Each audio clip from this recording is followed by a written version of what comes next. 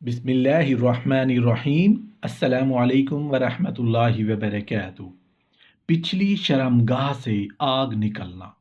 محترم ناظرین، ایک ایسا گناہ جس کے سبب انسان کی پچھلی شرمگاہ سے آگ نکلے گی، یہ ایسا گناہ ہے جس سے بچنا بہت ضروری ہے۔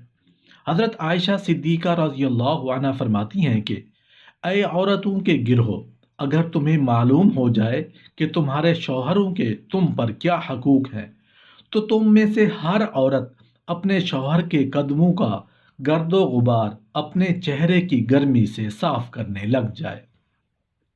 علماء کرام فرماتے ہیں کہ عورت پر اپنے شوہر سے حیا کرنا، اس کے سامنے نگاہیں جھکا رکھنا، اس کے حکم کی اطاعت کرنا، اس کے بولنے پر خاموش رہنا، اس کے آنے جانے پر اٹھ جانا، سوتے وقت اپنے آپ کو اس کے حوالے کر دینا، شوہر کی غیر موجودگی میں اس کے مال یا اپنی جان کے حوالے سے خیانت نہ کرنا، تھوڑے کو بھی زیادہ سمجھنا واجب ہے، کیونکہ وہی اس کی جنت اور جہنم ہے۔ رسول اللہ صلی اللہ علیہ وآلہ وسلم اپنی ازواج مطہرات کے ساتھ بڑا لطف و کرم کا معاملہ فرماتے تھے۔ ایک روایت ہے کہ جو شخص اپنی بیوی کی بد اخلاقی پر صبر کرے، اللہ تعالیٰ اسے اتنا ہی اجر و ثواب عطا فرمائے گا جو حضرت ایوب علیہ السلام کو ان کی آزائے آزمائش میں صبر کرنے پر دیا تھا۔ اور جو عورت اپنے شوہر کی بد اخلاقی پر صبر کرے، اللہ تعالیٰ اسے اتنا ہی اجر و ثواب عطا فرمائے گا جو فرعون کی بیوی حضرت آسیہ بنت مزاحم کو دیا گیا۔ بن سنور کر اپنے گھر سے نکلنے والی ایک عورت کا انتقال ہو گیا۔ اس کے گھر والوں میں سے کسی نے اسے خواب میں دیکھا کہ اسے باریک کپڑے میں اللہ کے سامنے پیش کیا گیا۔ ایک بہت تیز ہوا چلی اور اس کا جسم برہنہ ہو گیا۔ اللہ تعالیٰ نے اس کی طرف سے منہ موڑ لیا اور فرمایا، اسے بائیں جانب سے پکڑ کر جہنم میں لے جاؤ، کیونکہ یہ عورت دنیا میں بن سنور کر نکلنے والی تھی۔ حضرت علی کرم اللہ وجہ کہتے ہیں کہ ایک مرتبہ میں اور فاطمہ الزہرا رضی اللہ عنہا بارگاہ نبوت میں حاضر ہوئے۔ ہم نے رسول اللہ صلی اللہ علیہ وآلہ وسلم کو دیکھا کہ وہ بہت رو رہے ہیں۔ میں نے عرض کیا، یا رسول اللہ صلی اللہ علیہ وآلہ وسلم، آپ کیوں رو رہے ہیں؟ رسول اللہ صلی اللہ علیہ وآلہ وسلم نے فرمایا، اے علی، شب معراج کے موقع پر میں نے اپنی امت کی بہت سی عورتوں کو دیکھا تھا جنہیں مختلف اقسام کے عذاب دیے جا رہے تھے۔ میں عذاب کی وہ شدت یاد کر کے رو پڑا۔ رسول اللہ صلی اللہ علیہ وآلہ وسلم نے فرمایا، میں نے ایک عورت کو دیکھا جو اپنے بالوں کے بل لٹکی ہوئی تھی، اس کا دماغ کھول رہا تھا۔ میں نے ایک عورت کو دیکھا جو اپنی زبان کے بل لٹکی ہوئی تھی اور اس کے حلق میں کھولتا ہوا پانی انڈیلا جا رہا تھا۔ میں نے ایک عورت کو دیکھا جس کے پاؤں چھاتیوں سے اور ہاتھ پیشانی سے باندھ دیے گئے تھے اور ان پر اللہ نے سانپ اور بچھو مسلط کر دیے تھے۔ میں نے ایک عورت کو دیکھا جو اپنی چھاتیوں کے بل لٹکی ہوئی تھی۔ میں نے ایک عورت کو دیکھا جس کا سر خنزیر جیسا اور بدن گدھے جیسا تھا۔ ان پر ہزاروں ہزار طرح کے عذاب ہو رہے تھے۔ میں نے ایک عورت کو دیکھا جس کی شکل کتے جیسی تھی۔ آگ اس کے منہ سے داخل ہو کر پچھلی شرمگاہ سے نکل جاتی تھی اور فرشتے اس کے سر پر آگ کے گرز برسا رہے تھے۔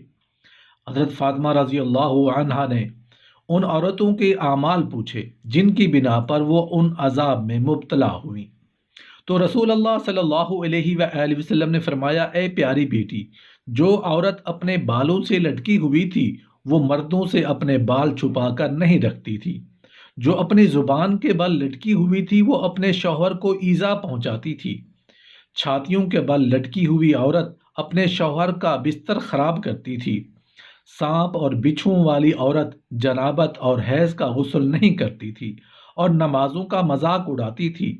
خنزیر کے سر اور گدھے کے جسم والی عورت چغل خور اور جھوٹ بولنے والی تھی۔ کتے کی شکل والی عورت احسان جتانے والی اور حسد کرنے والی تھی۔ پیاری بیٹی، اس عورت کے لیے ہلاکت ہے جو اپنے شوہر کی نافرمانی کرتی ہے، جس طرح عورت کو حکم دیا گیا ہے کہ اپنے خاوند کی کامل اطاعت کرے اور اسے خوش رکھنے کی کوشش کرے، اسی طرح شوہر کو بھی حکم دیا گیا ہے کہ بیوی کے ساتھ حسن سلوک کرے اور اس کے حقوق مثلا نفقہ، لباس اور دیگر ضروریات دلی خوشی سے پوری کرے، نرمی سے بات کرے اور عورت کی بدخلقی وغیرہ پر صبر کرے۔ احادیث کے حوالے سے یہ بات ہے کہ رسول اللہ صلی اللہ علیہ وآلہ وسلم نے عورتوں کے ساتھ حسن سلوک کی وصیت کی ہے، اور یہ کہ وہ مردوں کے پاس قیدی ہیں۔ اس سے تشبیہ کا مقصد یہ ہے کہ وہ مردوں کے مکمل تصرف اور اختیار میں ہیں، جیسے قیدی ہوتے ہیں۔ ایک نیک آدمی اپنے نیک دوست سے ملاقات کے لیے ہر سال اس کے گھر جایا کرتا تھا۔ ایک مرتبہ وہ اسے ملنے کے لیے گیا اور دروازے پر دستک دی۔ اس کی بیوی نے پوچھا، کون؟ اس نے جواب دیا، آپ کے شوہر کا ایک دینی بھائی ہوں جو اس سے ملاقات کے لیے آیا ہے۔ اس نے جواب دیا کہ وہ لکڑیاں کاٹنے گیا ہے، اللہ اسے واپس نہ لائے، اور اپنے شوہر کو خوب برا بھلا کہا۔ اسی دوران وہ آدمی جنگل سے واپس آ گیا۔ اس نے شیر پر لکڑیاں لادی ہوئی تھیں۔ قریب پہنچ کر اس نے اسے سلام کیا اور اسے خوش آمدید کہا۔ شیر کی پشت سے لکڑیوں کا گٹھا اتارا اور اس سے کہا کہ اب تم واپس جاؤ، اللہ تمہیں برکت دے۔ پھر اپنے مہمان کو گھر لے آیا۔ اس وقت بھی اس کی بیوی اسے برا بھلا کہہ رہی تھی، لیکن وہ اسے جواب نہیں دیتا تھا۔ اس نے مہمان کو کھانا کھلایا اور اسے رخصت کر دیا۔ مہمان کو اس کے انتہائی صبر پر بڑا تعجب ہوا۔ اگلے سال وہ دوبارہ آیا۔ اس مرتبہ اس کی بیوی نے مہمان کا بڑے اچھے انداز میں استقبال کیا اور اپنے شوہر کی خوب تعریف کی۔